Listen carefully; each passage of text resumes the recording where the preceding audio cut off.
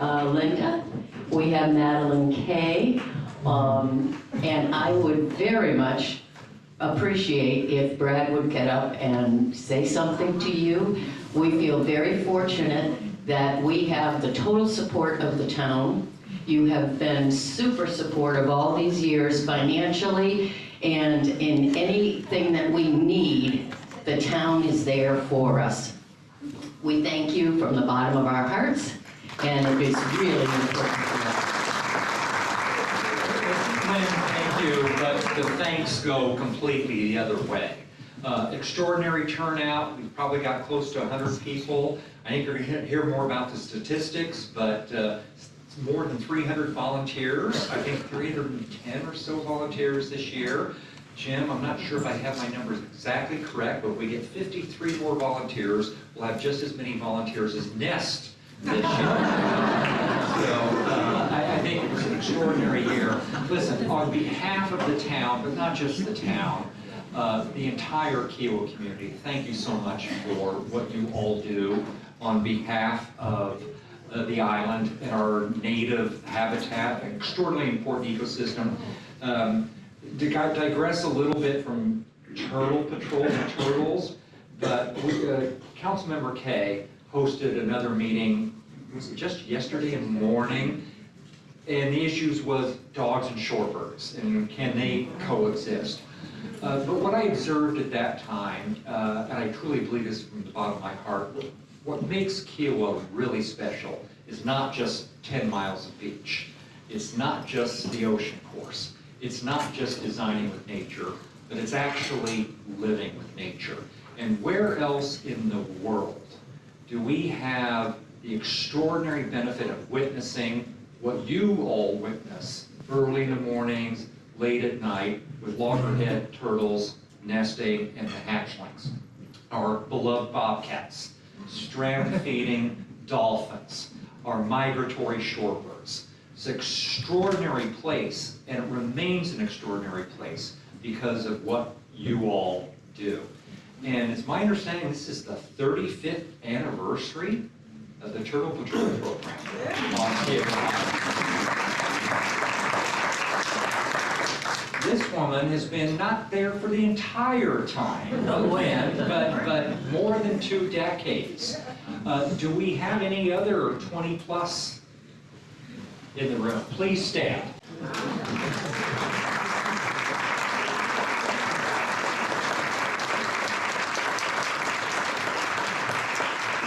More than 10 years involved with the Turtle Patrol program. I suspect there are many.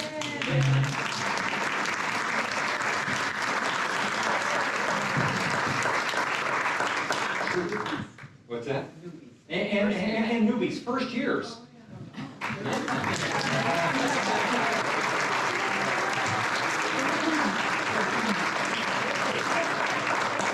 Again, I need to be careful. We have a quorum here, so we can't really take a vote on anything. Councilmember Kay. But on behalf of the town council, the entire Kiawah community, thank you so much for what you do for our island. We really thank you, and you are a treasure for all of us. Thank you very much. Thank you, Mr. Mayor. Now, I am just going to give us a quick, brief summary of our season, just to wrap it all up for tonight. And following that will be Cindy Perry delivering all of our digital data. And then Carrie Pardal, are you here? Oh, yes, there you are.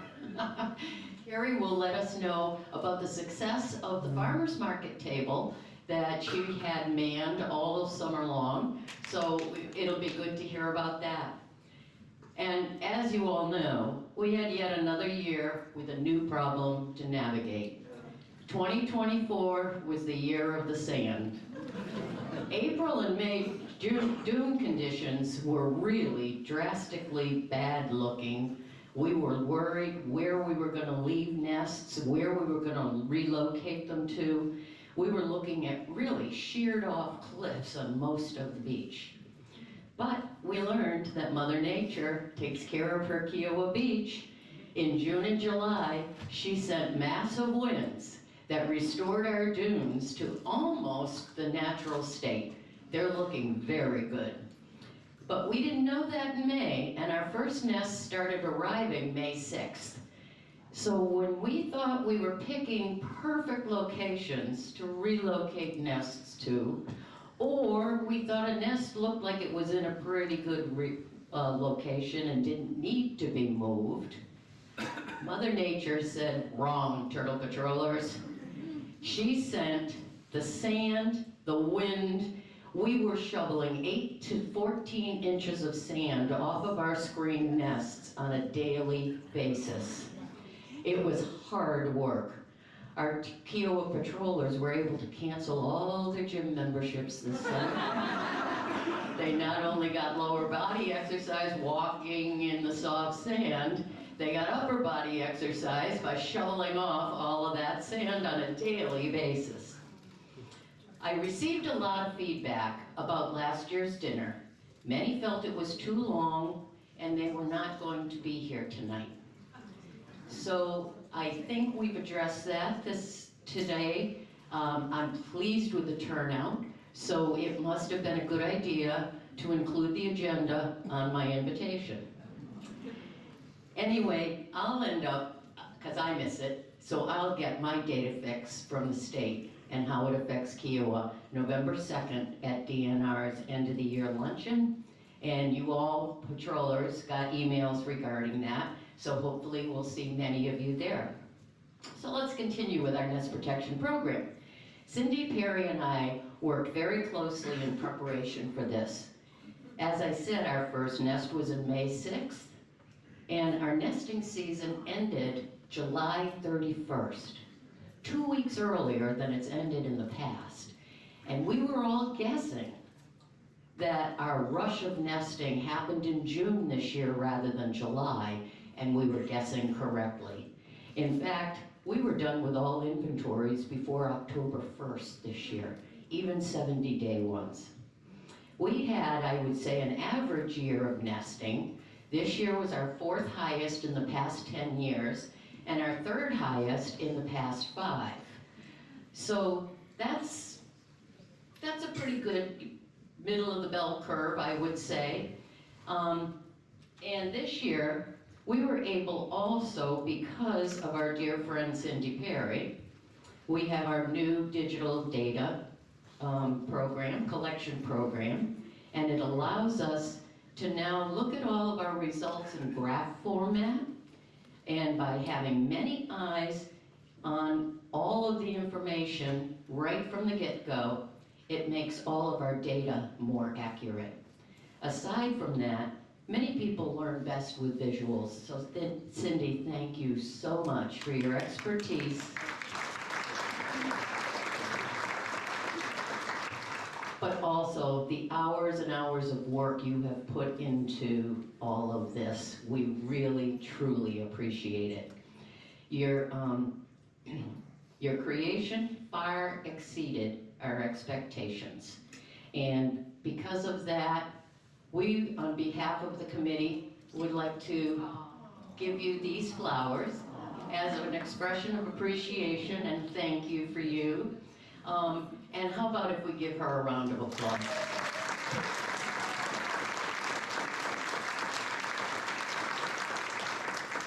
We did have some out of the ordinary occurrences this year. Number one, we had many unhatched eggs in our 70-day inventories.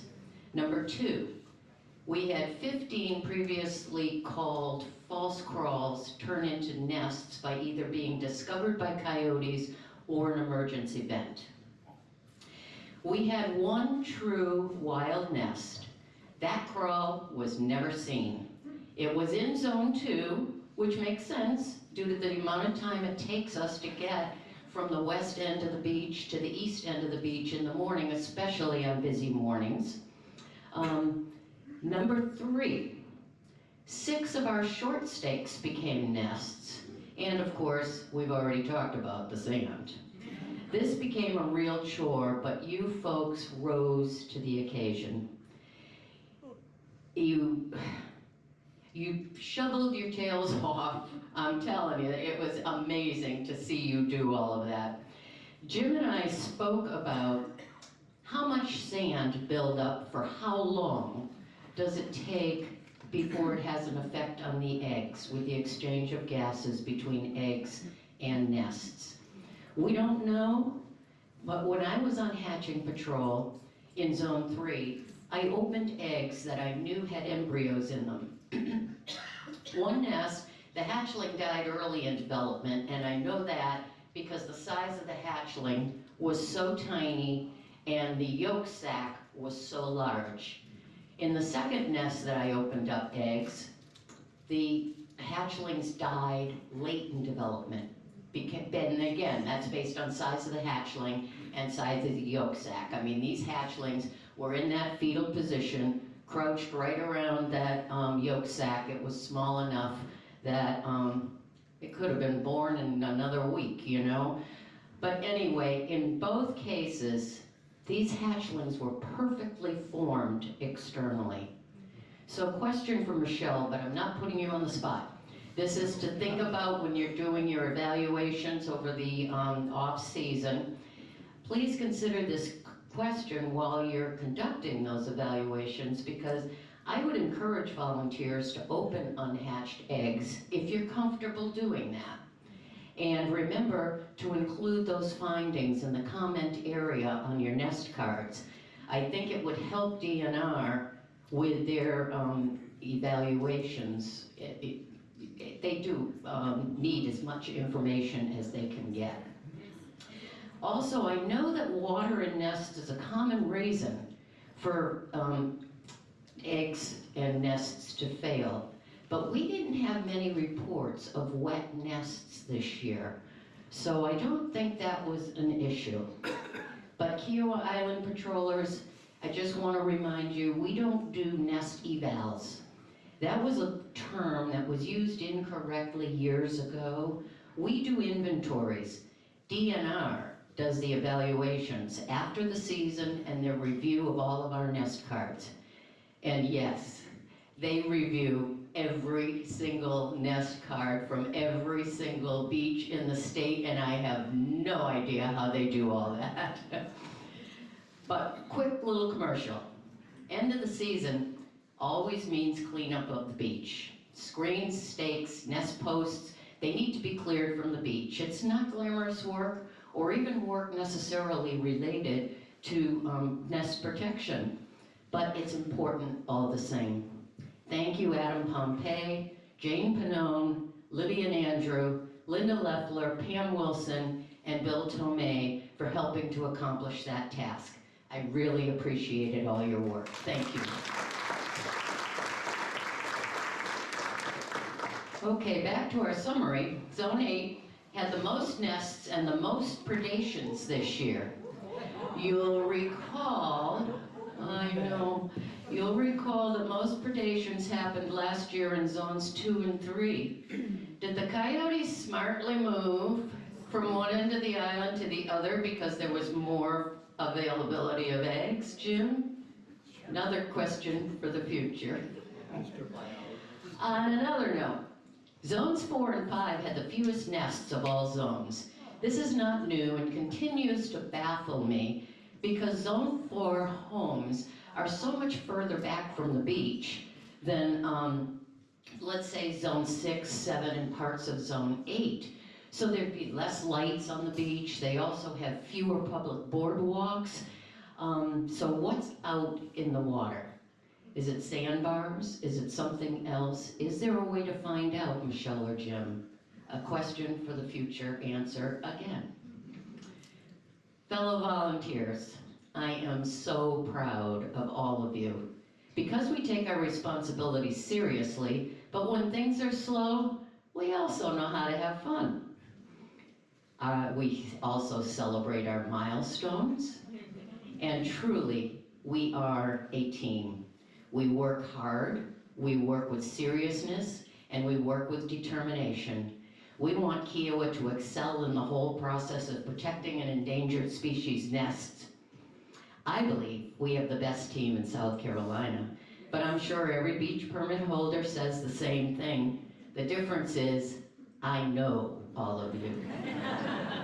I know your motivation, I know your commitment, I know mostly your hearts are in the work. By next year, I will know each of you individually, putting names with faces, as long as you cut me a little slack for next year's newbies. that will take me a little bit more time.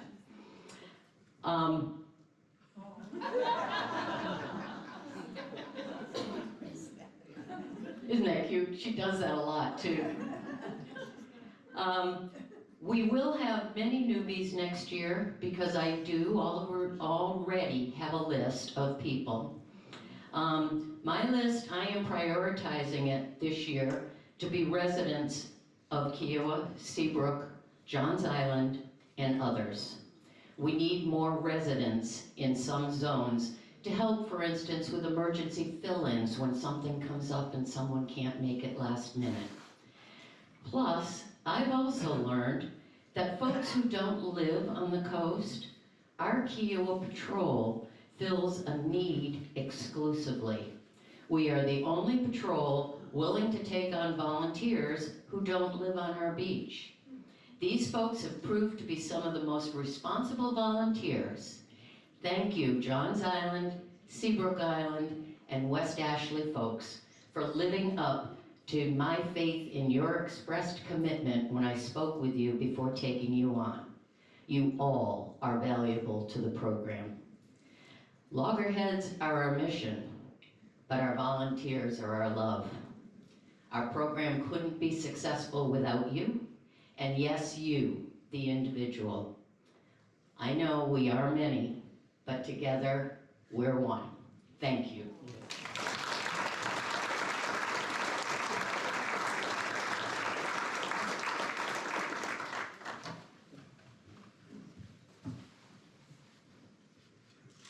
Now, the moment we've all been waiting for.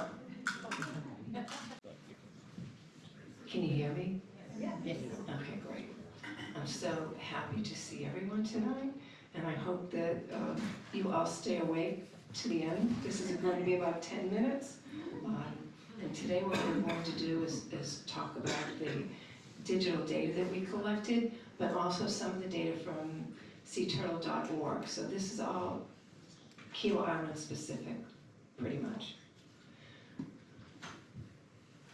So we're all here because of the turtles and the beautiful sunrises.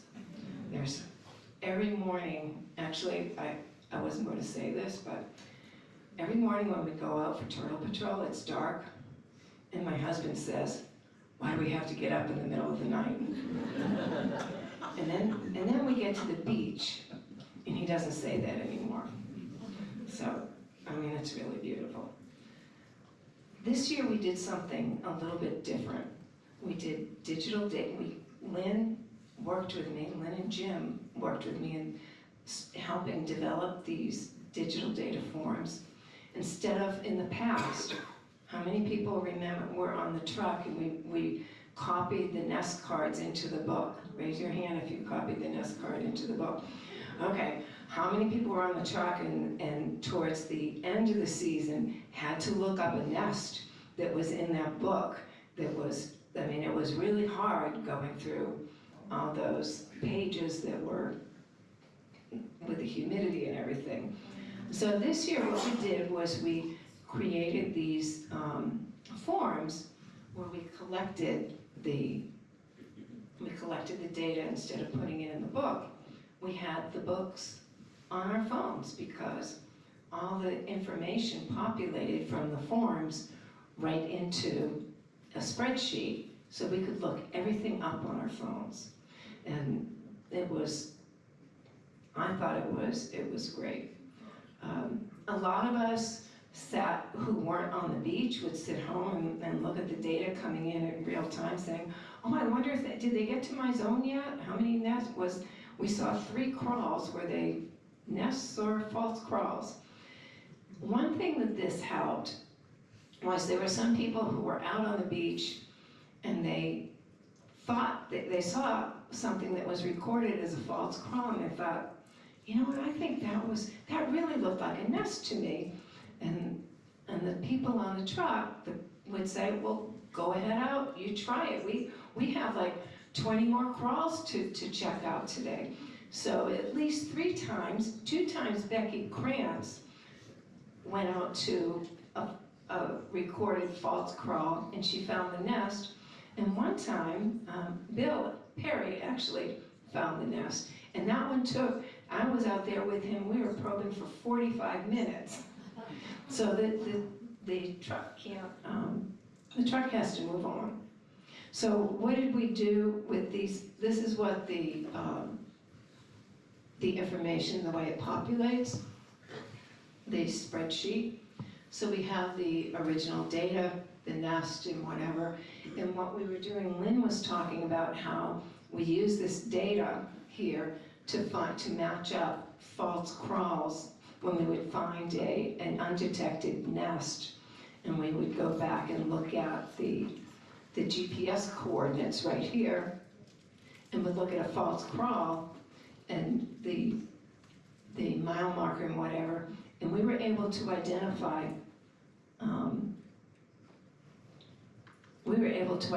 a lot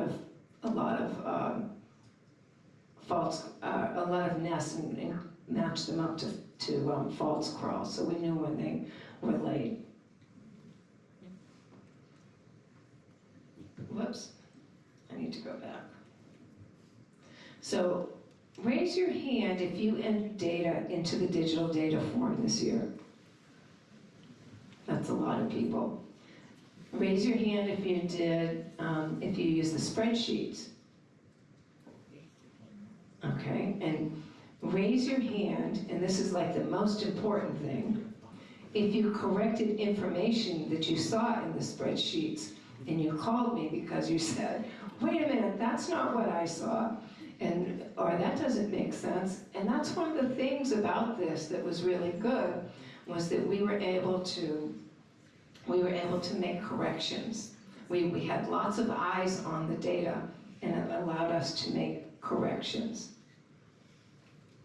So let's go through the nesting data. This year we had 363 nests, 21,844 eggs, or live hatchlings, I should say, not eggs, live hatchlings that came out. 215 nests were in situ versus 148 that were relocated. 59% of the nests were left in situ, and only 41% were relocated. We had 290 false crawls, and this was a little tricky for me because I forgot at the end that I needed to add the short stakes in, because if we didn't find a nest, then they were false crawls. And as Lynn mentioned before, the number of short stakes that we matched up with nests, that's something that I wanted every year. How many of those short stakes do we end up finding nests for? There were 6. The number of false crawls that we matched with nests. And I think that's pretty amazing. And it's all because of the data that you all entered. It's because of how the drivers made this work. It was a big change for them, and it worked because so many people tried. And it could only work with everyone's help. So let's look at some data here.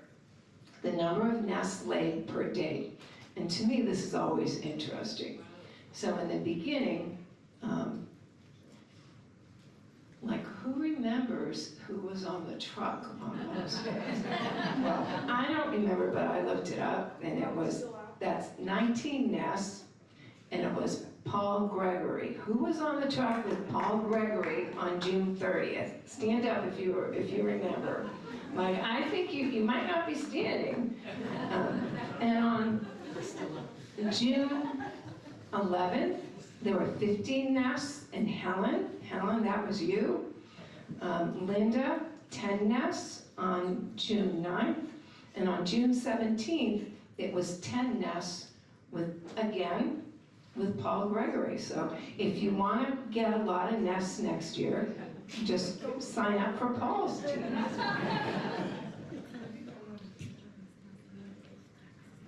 The number of nests per zone, and again, it was zone, whoops, I didn't need to do that. 86 for zone 8, and then 53 for 2, 55, 34, 32, 53, and 49. Can anybody see this in the back? Okay. The number of false crawls per day. So again, June 9th, that was Linda's day. 16 false crawls on that day. July 1st, again it was Paul with 12. Bill Tomei on May 25th with 11, and David, 10 false crawls on July 6th.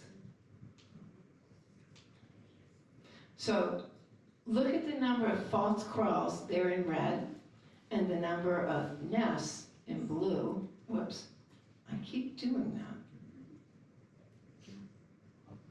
And these are the total number of nests per day. Linda, 26 on June 9th. Paul, 25 on June 30th. And again, Helen and Linda came up next. False crawls per zone. So it was 63, again, zone 8. So zone 8 had the most nests, but they also had the most false crawls. 47 was zone 3, and then the rest of us were in the 30s or low 40s. The number of predations, if you have the most nests, you have the most predations. So those two, whoops, those two go together. 79 predations were recorded for zone 8. In zone 2 last year, remember we had the most predations in zone 2, and this year there were only 4 predations there. So the other thing that the coyotes, we have to think of something good that they did do, and one thing that they did do was they helped us find nests. There were 13 times they found us nests that we missed. So on 13 different days, the coyotes found the nests for us. On the 66 days, they found the nest on the day it was laid before the truck got there. So these are the number of predations per day.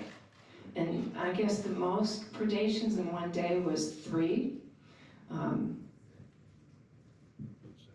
So you can see, and then they're just a little scattered.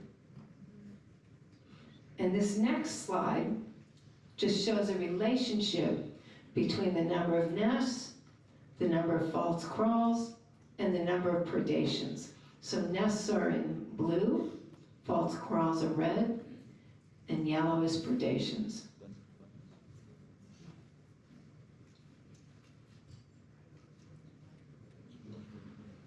Helen and Howard calculated the percentage of false crawls out of the total number of crawls per zone, and it goes from 35 crawls in zone 6 up to 53% of the crawls in zone 4.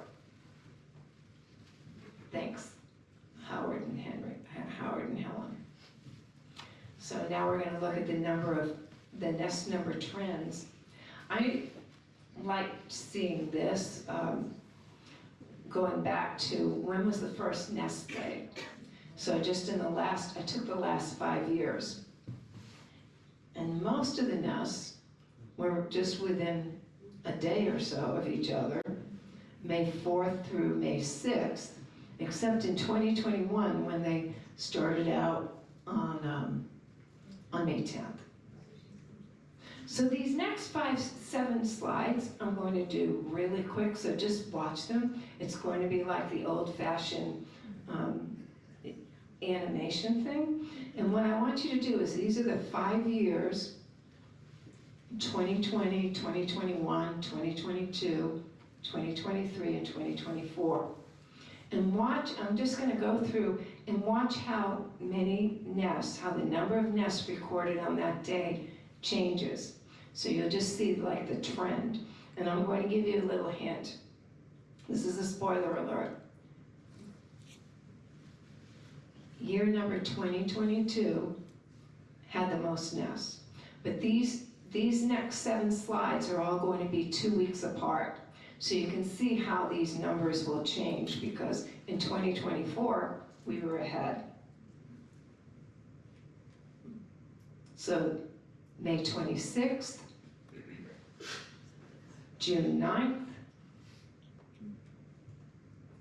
June 23rd, July 7th, and look, we start going down. July 21st. I thought for sure, Lynn and I talked about this, I thought for sure in early June that we were going to just blow away and have the most nests, and it didn't work out that way. I guess the turtles just nested a little bit. They just had a little different trend this year. They started nesting not any earlier, but they just started nesting a little faster in the beginning. So if you look at this chart right here, this just shows the trend line, kind of like, it's not really a bell curve. This last part, our last nest was July 31st, and even though this number here goes up, these are just the nests that were recorded on seaturtle.org, the date that they were recorded. So this end right here, these nests towards the end were the undetected, what we last year called wild nests, but this year we matched them up. They were misnamed crawls. So this next chart that I'm going to show you is like this one. And notice that this is, it's the same one, except it's going to have the 5 years. So the 2024 will stay orange, and just look at how our trend is a little bit different.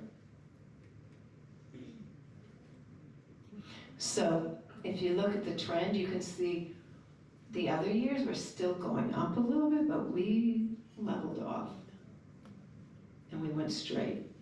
And what's interesting to me is how 2020 and 2021 had almost the exact same. And I thought that was really interesting. So finally, I was curious, how did Kiawah do? Were Kiawah's numbers compared to other beaches? Well, I wasn't curious enough earlier in the season, so I was only curious July 21st. That's when I did the first recording. I can look at the data for Kiawah and go back on different dates, but I can't look at it for the other beaches. So if I don't look at it on a certain date, I don't know, I can't fill in the blank, so I only got 2 dates here. But you can see how we looked pretty similar. So I have a feeling that the other beaches, that their season was similar to ours. So this next one is, I was curious about how many nests we've had. I understand that because of our program, that we're, at least what I want to hope for, is that we're helping the turtles, so maybe there are more adult turtles out there. So you can see at the beginning, these first years are 5 years apart, 2000, 2005, 2010, 2015. And then what I did was I just took the last 1, 2, 3, 4, 5, 6, 7 years, because I had to include 2019, which was the big year. So you can see, I don't think you can see this in the back, but this is 192 nests that we had. This is 150. And look at how we just have more nests than we did before. So, I mean, I'd like to think that we're doing something good for the turtles. We're helping them with our program.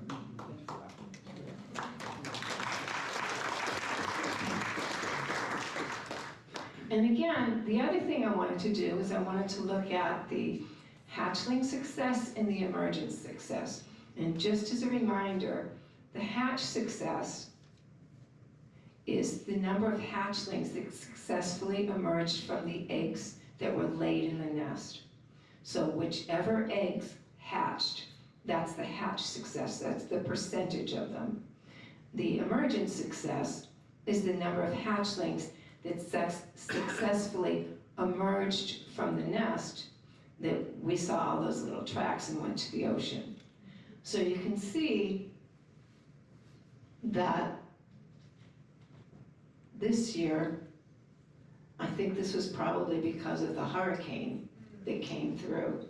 So something happened that year, I don't know.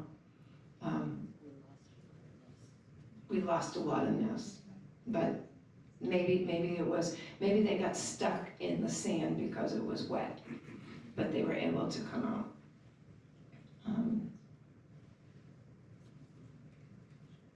So this next one, just because I wanted to feel better, is the number of hatchlings we had every year. And I got all this information from seaturtle.org. So in 2019, we had 49,638 hatchlings. Now this year we had 21,844. So what is it, somewhere between 1,000 and 2,000 makes an adult sea turtle, we hope? So we maybe had between 10 and 20, 21 adult sea turtles, maybe 22 if you round up. So we're doing really well.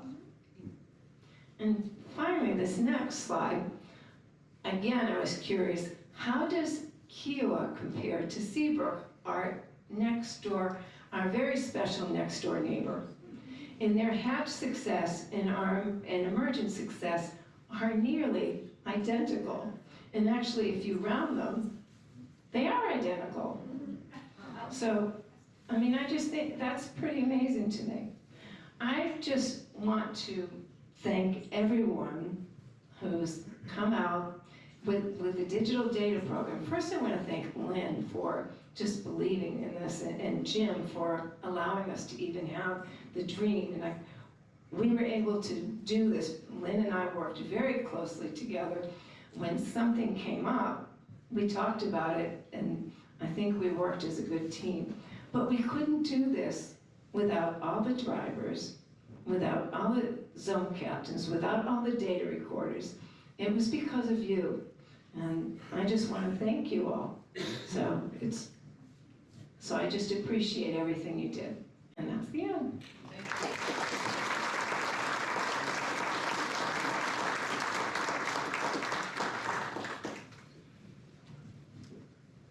Nice job, Cindy.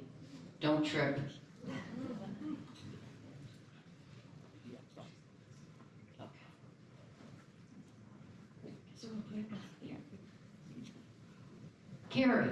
Carrie Pardall. Thank you, Carrie, for doing this. I'm going to really disappoint. I have no beautiful sunrise or sunset pictures, and I have no slick and glossy graphs to share. So I apologize in advance. But I am going to thank everybody who helped with the Turtle Patrol table at Fresh Fields this summer. Every other Monday, from the Monday after Memorial Day through the end of July, we had 4 volunteers at the turtle table. And our job there was to educate and advocate for the turtles. We had good turnout up there. We had a lot of people come and ask us questions about the turtles. We had one young man who was a middle schooler whose science project was a presentation on turtles. He recited his presentation for us one Monday afternoon. It was incredible. So the information sharing went both ways. and it was a lot of fun. I particularly enjoyed working with everybody. You think you know a little bit about turtles, but then you hear what all your friends and colleagues know about turtles, and you learn a lot more each week. We had 4 volunteers each Monday that we did it. We worked in 2-hour shifts. We had our table manned every week that we needed to, which was wonderful. I would love to see a lot more people out there next summer. When you see the email come in, please respond. We would love to have you. We would love for you to share your information with guests on the island, Seabrook people, Kiawah people. Everybody comes to the table. We have these furry turtles on the table that everybody wants to take. We decided to put them away at the end of the summer because they proved to be a lot more disappointing and upsetting to a lot of the kids, so we just did away with them. Everyone said, oh, tell them they can buy them in the general store at 25 bucks a pop. No. So please, we would love to see you next summer. Come join us. It's a lot of fun. We meet a lot of people. The other vendors there are especially nice and very gracious, and sometimes they donate their food and wares to us. So it's a lot of fun, and I thank everybody who came out and helped this summer, and I look to seeing more new faces next summer. Thank you. Gary, how long have you been on our patrol? 3 years. 3 years. Good job. Good job. Well, thank you, everyone. I think we answered your concerns. What time is it? Earliest one yet, I think. Thank you all very much for all the wonderful food, for all the work that you've done all season long. We look forward to next season already, and have a great winter.